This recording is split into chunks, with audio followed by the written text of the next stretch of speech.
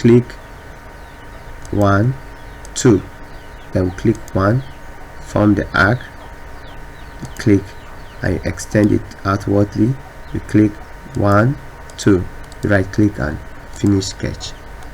So that is the access road within the campus. Okay, we have other roads. We also have a lot of footpaths within this very campus. Okay, gate here, we have another gate here. This is an entrance, but the road is not tarred. So that is that. Those roads that are completed, so for us to flow it. Supposing that these were tarred, I'll also trace them. Now if you feel like you want to trace base map, you can actually create another shapefile from your catalog here. Windows, create catalog. From here you can right click under your circulation, you can choose to add footpath. You can choose to right click like this, feature class. Okay, now you see that I say error, cannot create a feature class in this selected feature data because the feature data is in use by another applications or user. Okay, what it simply means is that you have to come here and stop edit. Say, do you want to save edit? Yes. Then I'll Control S to save. Then I'll come back here, Windows, and I'll go to catalog, come back here to circulation, left click, and then I under this folder unit just SSP shapefile, I click create feature class, and I put foot, now type footpath. It's a line segment, M and Z value activated. Take it to this stage, type in name, you select the field text and you finish. Now to give it a dot, choose you left click the symbology, you scroll down to give it a footpath continuity. You can decide to use this dash. Okay, now anywhere you see your footpath, you come to the editor and start editing. Anywhere you see your footpath, you click on it. You can actually do some tracing. Leave it on arc segment, click here, click here, click here.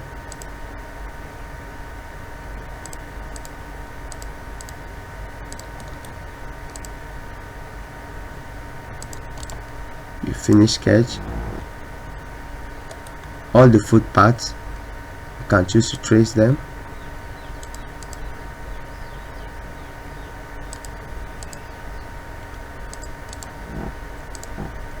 Just using the arc segment, zoom in.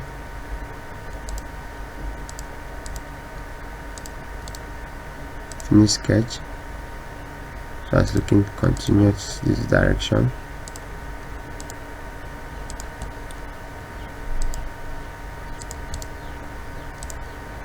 Just to give a more detailed base map. All this,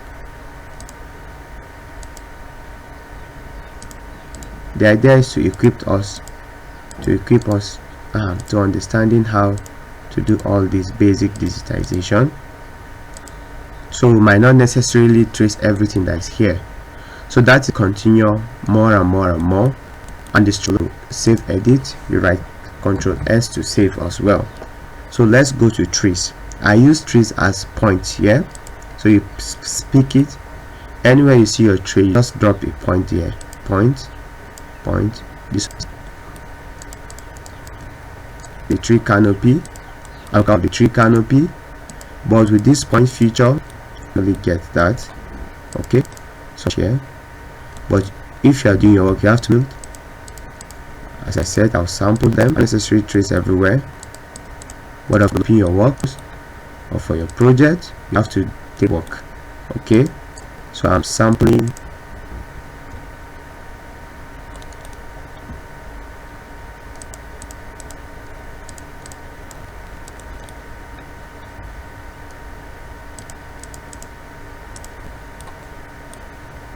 I believe we've done justice to that. So what you did, now check and see what you have been able to produce. There you have it. you can announce that okay, for this you have to select this to get this out. You see that we are now beginning to develop the what do you call the comprehensive what do you call it, base map or context map. So you can see this where your footpath will be. So you see it's corresponding to what we created here. Okay, there's one more. Okay, art crop. I spoke of art crop. Let me quickly show us how to do that. Let's check the image back. This is where the art crop is surely. You can see the extent. So what we'll do is we'll just trace around the footing of the art crop. Trace this way, it ends here. So let's pick it, the art crop. Here, pick the art crop. You choose arc segment. So you begin to digitize from here. Where is that from? Okay, you can, for it, this is a fence, you can just choose a line. Okay, we'll trace it,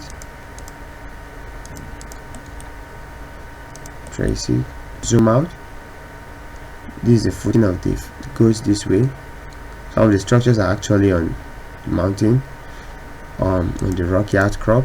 So we trace this, Ctrl Z.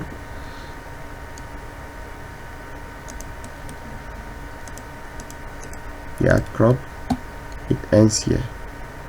Okay, now it's actually together with the fence. Okay, so what we'll do is that I will now introduce the tracing tool. What we'll use the tracing tool to trace this existing fence that we created on the boundary. Note that the tracing only works on vector entities. You know, the boundary is a vector entity, and what we are also doing, the outcrop is a vector entity. So once you click on trace, you zoom into this place, you see it's specifying that it's a intersection. You click on it, you drag, you left click once. This is actually tracing. Okay, you trace on vector data entity alone. You can't trace on itself. That we've been doing is digitizing.